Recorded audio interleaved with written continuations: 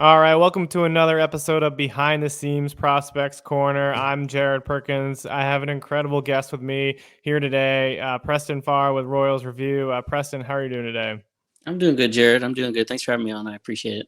Ready to Yeah. talk about the Royals because they're so great.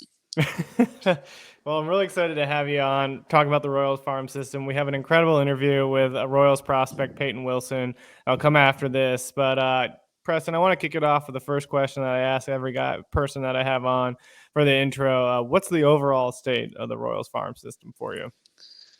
Yeah, I mean, a lot's been made about it just being really bad. I mean, they're ranked, I think, 29th. Only Houston ranks worse, according to MLB Pipeline. But a lot of that, I think, is just because of a lack of ceiling. They don't have any top 100 prospects.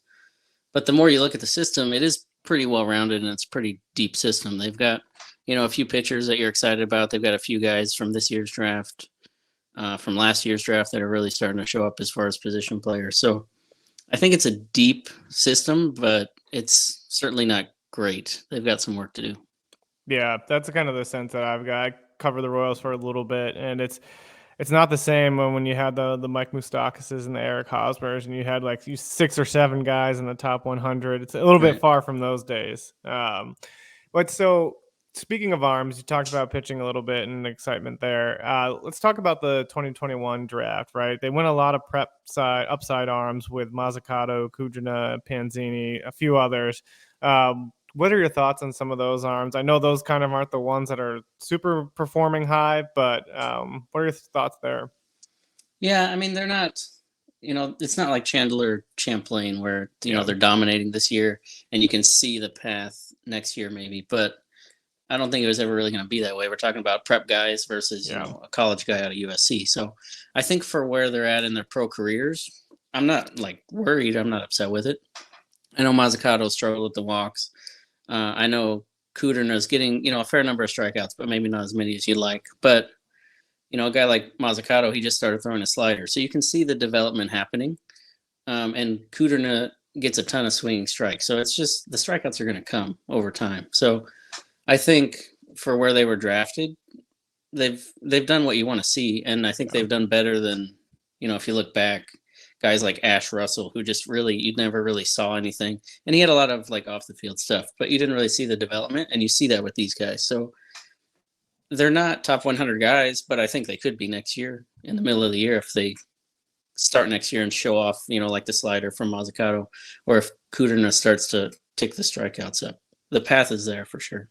Yeah, and that's kind of the route that they took in 21 was a little high upside, and then in 2022 they went safer floor with some college guys like Gavin Cross and Caden Wallace. One guy, Gavin Cross, was top 100 before the season started. Has had a lot of struggles this year. Strikeouts, swing and miss have really kind of hampered his production at low A, or sorry, at high A. But what are your thoughts on Gavin Cross? I know MLB Pipeline, I think, bumped him down to number 6. I think most prospect rankings have taken him out of the top 100. Is he still a top 100 guy for you, or do you kind of see Cross kind of going to be a little bit below that now? No, I'd agree. He's definitely below it. He's had a very weird year. He's on the shelf now. Yeah. It was like an illness, but he's been gone for a couple weeks. So to be honest, I think they kind of just said, all right, well, let's just shut you down for the year and let you get right. Like you said, he struggled a lot with the strikeouts, but really from what I saw, like when I was watching him play, it wasn't swinging strikes. He wasn't swinging and missing. He was just letting them go by. So Yeah. I think it's a problem where he's just trying to be too selective and looking for the right pitches when there's maybe pitches he's letting go that he could do damage with. So for that reason, like it's not a swing and miss issue. It's more of just a plate selection issue as far as picking his pitches. So I'm not super far out on him. I think it was right to drop him, and I think the fall from the top 100 made sense. But he's not a guy that it's way too early to like call him a bust. I think there's still a path to the major leagues, and it could come quick. Once he figures that out, it could really flip a switch. He could move pretty quick, I think. Yeah, I mean, I remember talking about him last year, and a lot of people thought he could have been on the quick rise to the big leagues because he had so much success when he first got into pro ball last year. But again, he was a college guy playing in low A, kind of beating up on low A arms that are Right. still kind of Exactly. Yeah. developing. But I mean, I just see so many people giving up on him, and part of me is like, you got to give the guy a little bit of time. It was his first full season of pro ball, and not every prospect's development is linear. It's going to take Exactly, time with yeah. these kind of things. Yeah, I agree. And like I said, I just think it's a quick fix with him. If you give him a good off-season program, to focus on, the right pitches for him, I think he could really come out of the gate strong next year. Yeah, I agree. Speaking of that 2022 class, we talked about arms. A lot of those arms are having a lot of good amount of success this year. You have guys like Mason Barnett who are throwing really well. Steven Zobak. Is there an arm from that class that you really love? That's really on your radar. Well, you mentioned Zobak. I like Zobak quite a bit, but I just need to see with him. I need to see him, last over a full start. He kind of seems like a reliever type until you see him last over 2 or 3 times through the order. Yeah. David Sandlin, he's out for the year. He's been out for I think maybe a month or so now, but he's really the guy. I think when I did a comp for him, it was like Chris Paddock. He really reminded me of that mold of pitcher. He's got a really good fastball. He's got a good good mix of pitches. And I think he's really the best of that class. But Mason Barnett, like you said, he's been really showing up, especially since he went up a level, which is kind of rare to see. So yeah. I think really with all these guys compared to like 2018, 2019, it's just a new type of pitcher. These are guys with velocity. These are guys that can spin the ball. So I think it's going to be a different type of pitcher, and it'll be interesting if the Royals can continue that into the upper minors and then translate it to the bigs like they couldn't do before. Yeah, the one guy I was kind of curious from this draft class, I saw him a few times when I was doing live looks for Prospects Live at Maryland, was Ryan Ramsey. Not a big velo guy, but kind of a 4-pitch mix type guy who really commands the strike zone, pounds it. Do you have any thoughts on Ryan Ramsey? I like him a lot. He started off really strong this year. Yeah. And then he only made like 2 starts and then he got hurt. So he was a guy, when I put out my prospect guide, I didn't have him in the top 50, but he was like right there. I just need to see more of him, But then he came back and he was really strong in low A, but it's the same thing like what you're saying. It's a college pitcher beating up on these low A hitters. So we need to see him at the next level. And so far, I mean, he's done okay since he's moved up a bit, but we just need to see it over a longer time frame. So kind of wait and see on him, I think. Yeah. The only other guy, too, out of the class, I really liked what we saw from Hunter Patterson, but then he got hurt again, and he's coming off Tommy John. So I think they're being careful with him. I never could really find out. I never saw what the injury was, so it's a bit concerning. Yeah. He made 2 or 3 starts and then hit the shelf. Yeah, because wasn't he in a complex league, too, for a little bit? Yeah, they had him there for quite a while, and then he made, I think, 2 starts for Columbia, and then he got injured again. Yeah, it's a fun class, though, to keep monitoring throughout the season. But I want to move into the 2023 draft, the draft that has caused probably lots of controversy on Royals Twitter for many people. I don't know if anybody was happy with it. No, there wasn't a single person that seemed to be happy with the draft, which I get because I went high upside prep catcher that everybody knows the history of prep catchers. But let's dive a little bit into the 2023 class. First off, what are your thoughts, of course, on Blake Mitchell, the number one, or not the number one overall, but the Royals' first round pick? Yeah. I mean, like you said, it was really risky, but I do think some of that prep catcher, worry is a bit overblown. Yeah, there's a big track record and a big history of them not paying off, but recently, like in the last, 10 years or so, they just haven't really been picked that early. So you don't have really a track record to speak of. But the guys that have been, like Harry Ford, he's a top prospect. Tyler Soderstrom, he was a top prospect, right? So I'm not really too worried about the prep catcher side of it, but he did pretty poorly in the complex league. He walked a lot, but there was no power. There was no hit tool. So some of that might just be because he's working on some things. He debuted earlier than some other prep hitters. Like Seattle, they picked Johnny Farmelo pretty early. He hasn't even debuted. So maybe that's part of it. The Royals were just having him work on some things.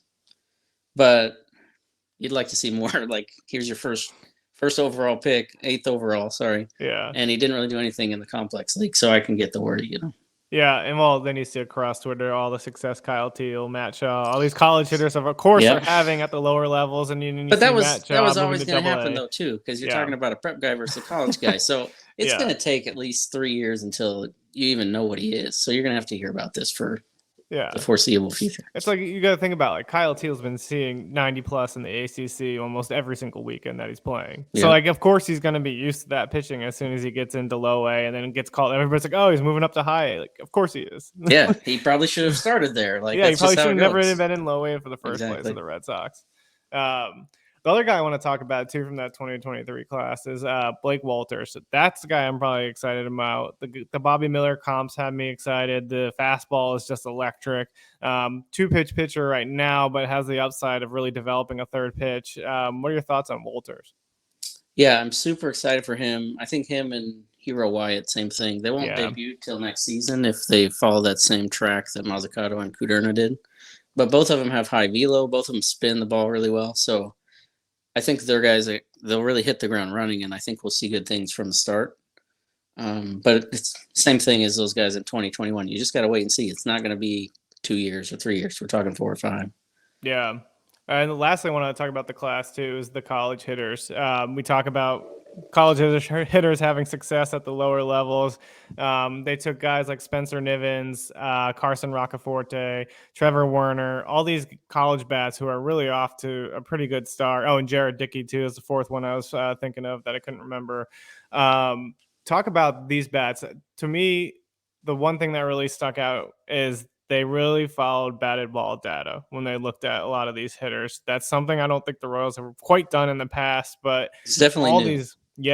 all these guys had great underlying data, batted ball data in college. So talk about these 4 guys or just the other hitters that they've taken too throughout that class.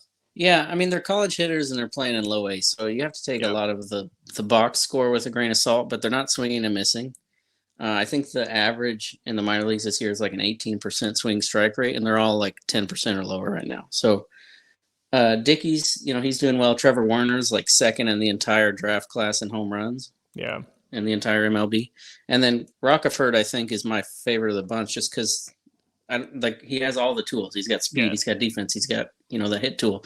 He can walk. He's walking more than he's striking out. So I think they really hit on the pitcher or on the hitter so far, but again, low A, right? We need to see them do that at the higher level. So I think some of that you have to kind of brace yourself. Is there going to be a Gavin Cross start like next year where a couple of these guys struggle? But like I said, I think Rockefort's my favorite of the bunch. I think he can be a quick mover, and the Royals need that 5-tool center fielder potential, and that's really what he is. So him and Werner have been really strong so far, and they're all getting on base at a really good pace. So it's nice to see. Yeah, and I know fans weren't happy with the first 2 picks being high upside prep guys, but I really think the way that the Royals rounded out the 2023 draft really made up for any upside risk that they took in the first 2 rounds. Yeah, and they needed the risk. Like a lot of people will say, well, the farm system bad, so why didn't you play it safe? They played it safe in 2022, and that's why the farm system's bad, right? They need that upside ceiling, and that's what they got. It might not pan out, but at least they're shooting for it, and that's what they need. Yeah, I mean, what they needed was like Gavin Cross to hit the ground running right this year, and he would have stuck in the top 100 or Rose. Same with Caden Wallace. Caden Wallace is kind of probably like on the back end of the top. He's a guy who could potentially crack it, but he's more of a floor guy than a ceiling guy. Exactly. He's not. I don't think he's a 30 home run guy. I don't think he's a 300 hitter, but he's going to be an above average hitter that gives you a solid floor, plays good defense, and you need that. Yeah, I think a lot of the farm system is those types of guys. You don't have a superstar, but you have a lot of guys that you feel like, they could be a good major leaguer. Yeah, I agree. So going kind of into the last thing that I always ask people when they come on, if you can pick 2 under the radar prospects that people aren't paying attention enough to, one on the pitching side and one on the hitting side. Yeah, on the hitting side, I don't know how much longer I can give the answer Javier Vaz. I think he's getting a lot more attention as the year goes on, but he just doesn't swing and strike. He doesn't swing and miss in the zone. There's no swing and strike in his game. So he's not a high power guy, but he's got great speed. He's got a good hit tool. He makes good decisions with his swings. So he could play second base. He could play left field. He's played some center field. There's a lot of versatility. It's kind of like, the same type of players like a Tommy Edman. Yeah. So not a superstar, but he's going to be a really solid major leaguer and probably above average. So I really like what he's done, even in Double A since he's moved up. He's gotten better than he was at High A.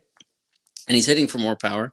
I talked with him earlier this year. I did an interview with him, and that was kind of what he talked about. He wants to actually sacrifice some of that Hmm. strikeout rate and swing and miss to get more of that power. So he's done it so far on a small sample at AA. So I think if he can do that, then the ceiling's just going to rise from there. Yeah, I think with him, it's interesting because I see a lot of Stephen Kwan comparisons, but he's like a 30 plus bags guy. Like, so Yeah, that's not what Stephen Kwan's doing. So no way. I think Yeah, there's a lot higher ceiling there with Javier Vaz than there is Stephen Kwan, just because, again, if he's going to sacrifice, like you said, to get into that power, maybe hit double digit bombs, even if he hits 10, if you get 10-30 out of that guy, I mean, yeah, that's real good. yeah. And he's a good guy. You know, you can put him at the top of your lineups at the table every day. That'd be a good addition. Yeah. As Uh, far wh- as like pitchers, probably I think the guy I go to first is like Tyson Guerrero. yeah, I He see you was tweet about guy, him all the time. yeah, he was a guy out of Washington. He had a really really bad debut, and he's kind of just been bad in the minor leagues. Not great up until this year. Something clicked, and I think what the Royals are doing with throwing in the strike zone and letting your pitches work for you, I think that's really helped him a lot. So he's a guy. He's had like if you look at like strikeout minus walk rate, he's been among the very best in the minors this year at times. And he's had a couple of blow up starts. Like I think his last start he gave up 6 earned runs, but a lot of it was the Yeah. defense. So he's not an ace. I don't even know if he's a mid rotation starter, but he's a guy that wasn't really on the map before the season, and now he could pitch in the major leagues next year. So I really like what he's shown, and the Royals need pitchers. I don't even know if they have 5 starting pitchers next year. So Yeah. They got Cole Reagans, I guess. yeah, they have at least one, maybe two. Yeah. Brady Singer depends on the day, I guess. But Yeah. Well, before we turn over to that interview with Peyton Wilson, just want to get your thoughts on the guy that we have the interview for, Peyton Wilson. He's one of the guys that I think that was probably one of the safer floor picks from that 2021 draft. But would you have any thoughts on him before we turn over that interview? yeah, I started this year. I had Peyton Wilson in my top 5. I'm a big Peyton Wilson Yeah. believer. I will say a lot of that was anchored on the power that he showed the end last year. He showed more power output, and he was playing center field every day at the end of last year. He started this year, hasn't played center field at all, Hmm. and the power has been really up and down. He's got a good month, followed up by a not so good month. It's just not consistent. So the speed is going to carry him, and he makes good hit decisions. So he's got a good hit tool. But if he can't show consistent power, and if he can't figure out the glove, then I don't really know what he is quite yet. Yeah. But I really like the player. And as far as the glove, like he'll make the flashy plays, but then he struggles with the everyday plays. So it's maybe he's just doing too much, and they can work on that. But I think he's still a top 10, top 15 guy in the system. It just depends, what version of Peyton Wilson can we rely on? Can he give you 15, 20 homers, or is he going to be a 5 to 10 homer guy? Yeah. Yeah. Well, Preston, this has been an incredible intro to the interview. Just before we go over to that interview, where can everybody find you and all the awesome work that you're doing? Yeah, no, I'm happy that you had me on. Just follow me at Royals Minors on Twitter, or I do some stuff on Patreon. Just look for me, Royals Minor Leagues on Patreon. Make sure you all subscribe to that Patreon and check out his work. But without further ado, we're going to turn it over to that interview with Peyton Wilson. All right, welcome to another episode of Beyond Baseball, powered by Prospects Live. As always, I'm your host, Jared Perkins. We have another incredible guest here with us today, Peyton Wilson with the Kansas City Royals. Peyton, how are you doing today? I'm great. Thanks for having me on. Yeah, I appreciate you taking some time to join. Your journey's awesome where you got today, coming off one of the best seasons that you've had in your minor league career so far. But guys, for the viewers who don't know you, just give a little background on who you are, kind of how you got to where you are today, and just some things you love to do outside the game as well. Yeah, so I'm from Birmingham, Alabama, right at a little suburb of Hoover, right outside.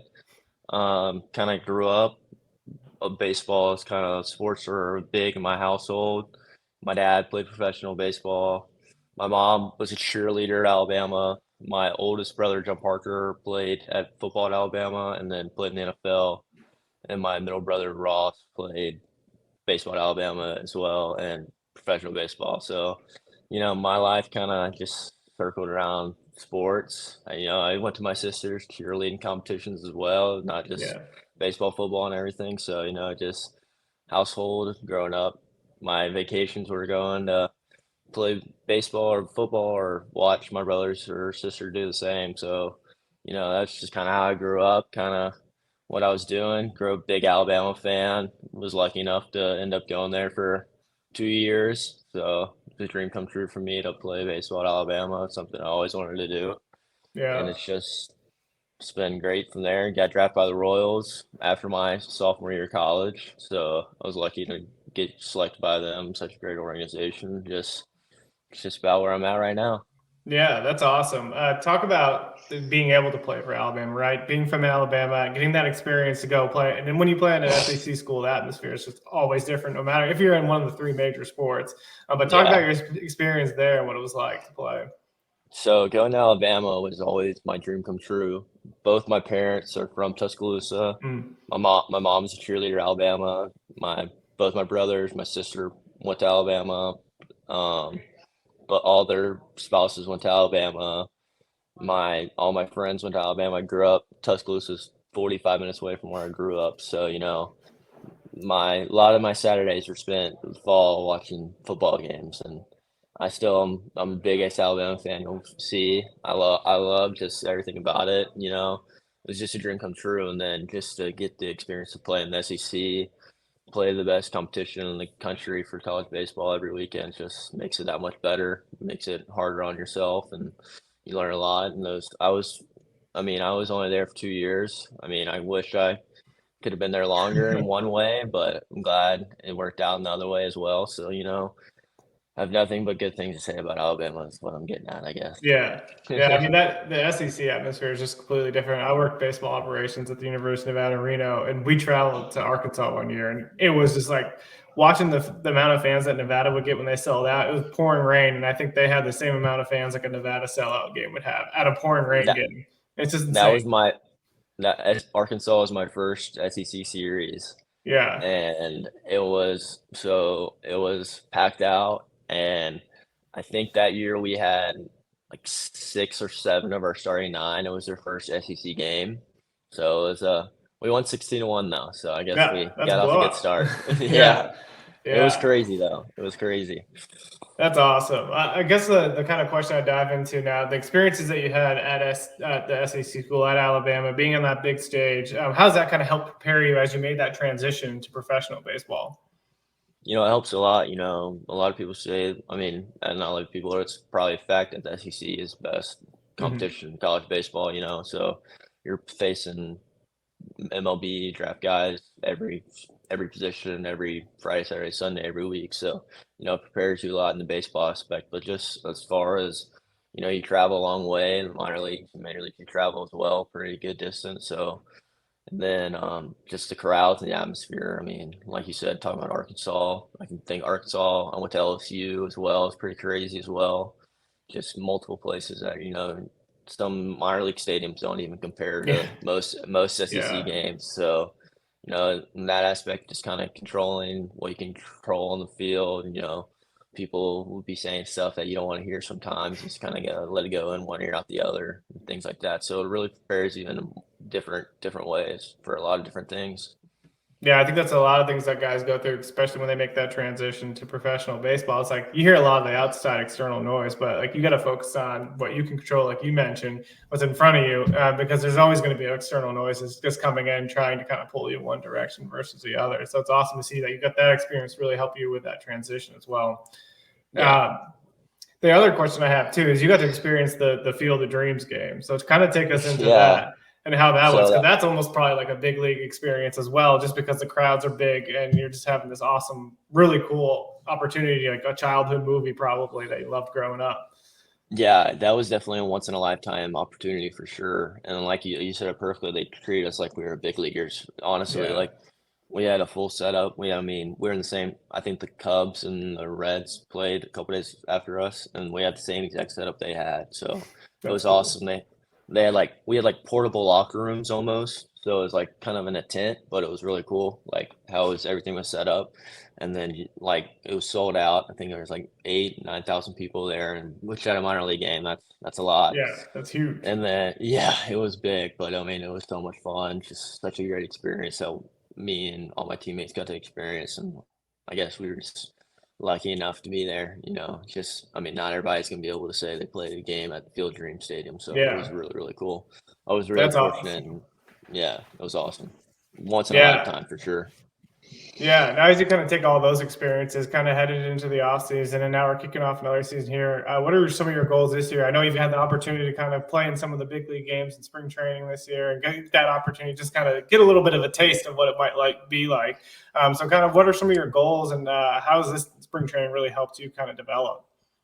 Yeah, well, I mean, I would say the obvious goal for every minor leaguer is just to make their way to the major leagues. I mean, that's kind of point blank obvious, I would say, but for me, it's just this year, especially just like controlling what I can control on the field, not be so worried about like result oriented and Yeah. just kind of control my process and what I'm doing. And, if I don't get a hit, just not let it like be the end, but like just work.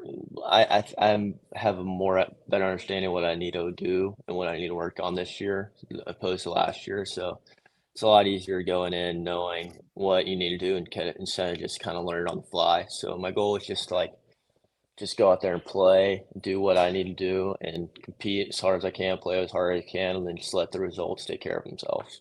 Yeah, it's kind of getting that separation from your performances, right? You're always going to have good Yeah. performances. You're always going to have bad performances, no matter how good you are at the game in general. And so I think that's kind of diving into a lot of the mental side and the mental performance and things like that, and really developing that. So it's cool that you're pushing that approach coming into this next season. Yeah, it was my first. Like you go look at my stats. My first month of pro ball last year wasn't the greatest. And that was kind of what I was going through. Is just worried about things that I can't control, like getting hits and stuff like that, and just kind of spiraled. So this year I learned from that, and I'm just looking forward to taking that from what I learned last year and taking it into this year and making a full season. I don't really, you can't really. I mean, you can set goals for stats and Yeah. stuff like that, but those are. I try to set them very high so I have something to reach for, and then you just gotta make sure that you're doing what you can to get to those goals, like preparing every day for the game, staying healthy, and everything like that. Yeah, that's awesome. So kind of as I dive into the last two questions, I always end with a fun one and then a kind of a more serious one. The question I've been asking guys this off season, when you were home in Alabama, like what's the go-to restaurant that you have to go to every time? Oh, I don't know. If you go to like Tuscaloosa, which I spend a good amount of my time, like there, everybody says go to Dreamland Barbecue. It's kind of Mhm. famous down there. It's kind of the restaurant to go to and stuff like that. But back home, I can't really put my. I live in like a suburb. We got like not like a Yeah. staple place to go to, I guess. But like down college towns, you can find multiple places to go to. They're just famous for that town, I guess. I can name Yeah. 3 or 4 probably. When I was at the University of Atarino, it was the same way. Like there's Yeah. always those staple places, and then when I go home, I'm like, nah, I want to go back to Yeah. those restaurants. Yeah, I don't have too much, I would say. Not Yeah. just your regular old meal restaurants. Yeah. The last question I always kind of dive into. So we started the podcast, really want to show the human side of the game, but we also want it to be like an opportunity for future players to learn from guys who have been there and done, made it through the professional journey. So if you had like one piece of advice for a kid coming up from high school, coming through college, or on the same kind of path you were on, what would that one piece of advice be? I mean, for me, it's always about just your work ethic and how hard you work and things like that. And I know a lot of people say just work hard and everything will work out. And that's true to an extent, I would say, but you got to get lucky in this Yeah. sport. You got something's got to go your way. Ball's got to roll your way every once in a while, but what you can do to prepare to where you get to that stage where the ball does roll your way and you get your opportunity, you need to be prepared for that. So that's only one way you can do that is working hard and going about your business every day. I mean, we play every day, so you gotta go every day, just play 100%, stretch 100%, work out 100%. You just gotta make sure you're doing what you need to do to be prepared to play 140, 160 games every year. So, I mean, like just working hard. I mean, I know it's a cliche answer, but Yeah. it's true. You can't, there's not a lot of people in this world that can go out there and just roll out there and be the best player on the field. Some people got it like that, but other people, yeah, you gotta grind for it and make sure you're going up there every day with a good attitude, playing hard, working hard and doing everything you can to, when you get your opportunity, be ready for it. Yeah, I mean that's even good like life advice too, because if you don't go prepared to meetings, if you're in a regular job, like you're just not going to succeed in what you're doing. So I think that's a perfect way to kind of end things. And Payne, we can't thank you enough for joining us. We're looking forward to watching you this season and wishing you nothing but the best this 2023. Awesome. Thank you so much. Appreciate having me on.